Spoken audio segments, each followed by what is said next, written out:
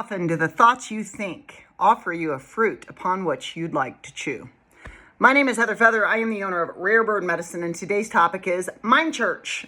When I was younger, I was visiting a friend at their apartment complex, and my mom was parked outside and had the windows down and was just waiting for me to drop something off or do something real quick.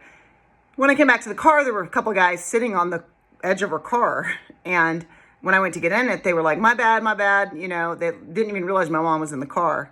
And we got in the car, and as we drove away, I was like, I don't like it when two-legged say that. Like, I don't like them saying my bad. Like, they're not bad. Like, you're the light of God, you're the light of love, you're not bad, you know? And my mom goes, I really like it. I rather like it. I was like, what? Why do you like it? They're taking responsibility. My ownership. I am responsible for my behavior. It's so mature. Like, my mom had a way when you went to the dark cloud thinking, when your consciousness was not church, was not a sacred place and hallowed ground on which to stand, when you were not using your mind in the way that you can, she had a penchant for offering you another facet of the crystal so that the light could get through. She'd go, oh, here's another facet. You could also look at it this way. And it's a most sacred medicine to have received a soul that has operated that way through so much of her years that I got to enjoy her here.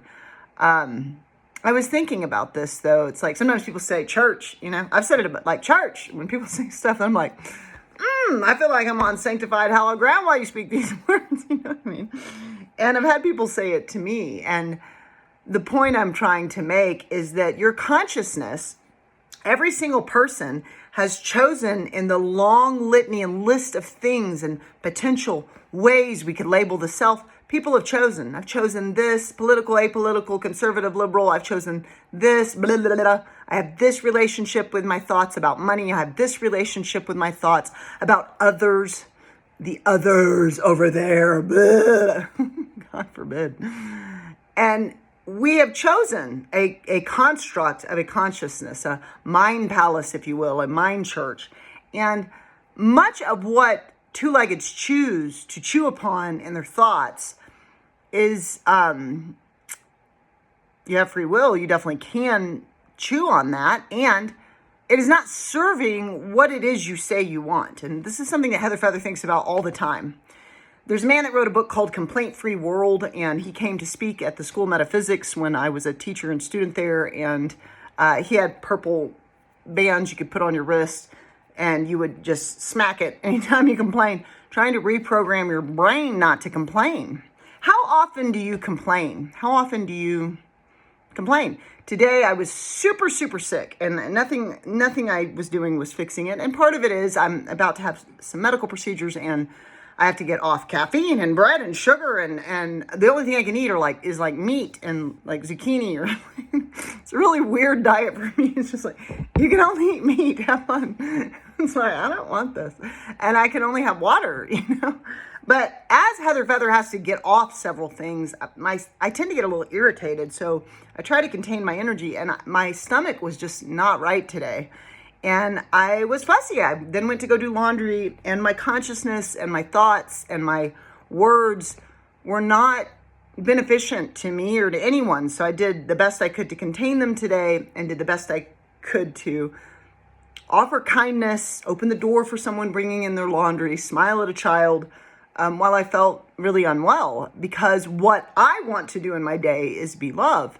But it was as I was driving home that I remembered how grateful I was feeling for my new car. And I was thanking the unseen realm, all the ally spirits, the angels, the ancestors, all those that watch over us for the sanctified grace of the wheels that I now have and I get to drive around. And so every single day of our lives, we are choosing what to talk about, and we are storytellers. One of the ways I often describe shamans is storytellers. There's a beauty in that in Judaism as well, where we tell our stories, you know.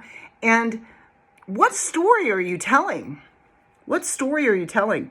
One thing I know to be true is whatever story you're telling about anyone other than yourself, you can be certain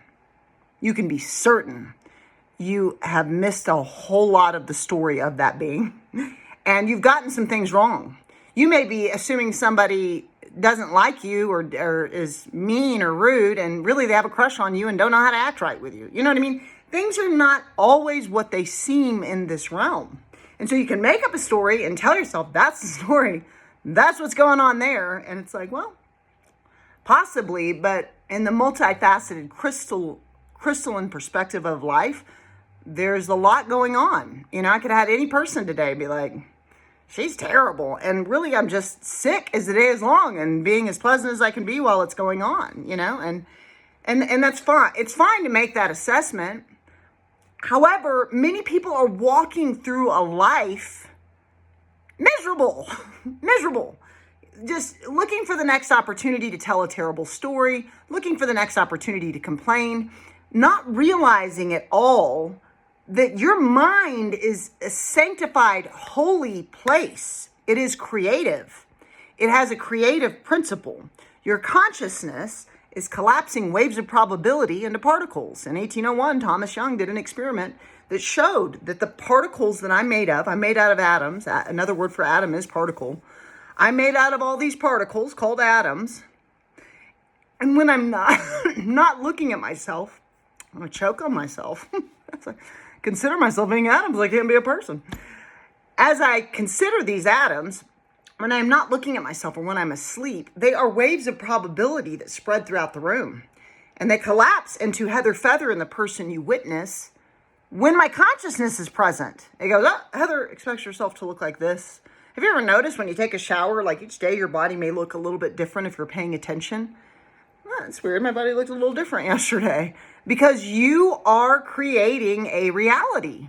And what reality are you creating? What have you chosen to chew on and stew on? How do you want the particles to look?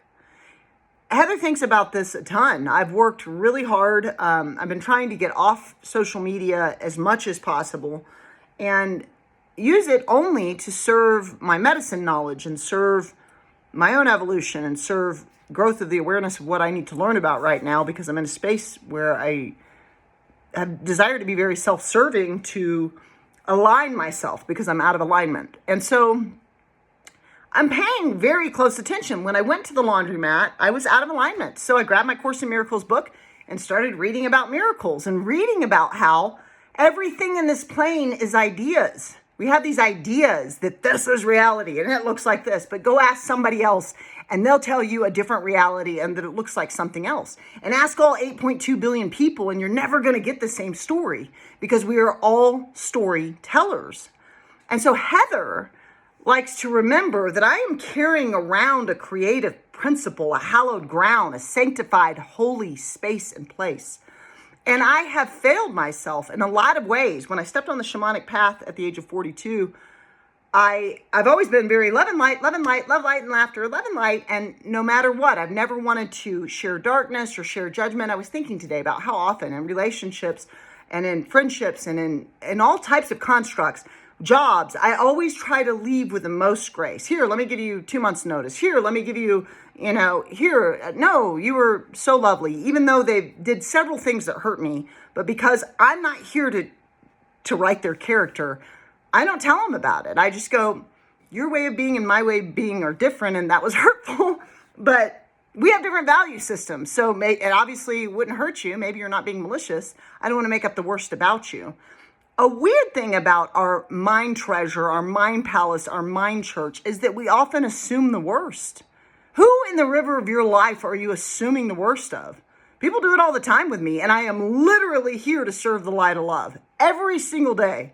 Heather Feather's here to serve the light of love. I'm here praying for you. I'm here loving you. I'm here praying for your abundance, for your relationships, And still, people is like, she's that girl. I made up all this about her. It's like, okay, I'm a lot of things, I guess. Where can you take some time to cleanse the mind of the thoughts on which you choose to chew? Is it time to offer yourself some nectar, some sweetness, to witness some beauty in this world? I promise you, every day of your life, it's available. You can always subscribe to Rare Bird Medicine on YouTube. I'm Moon.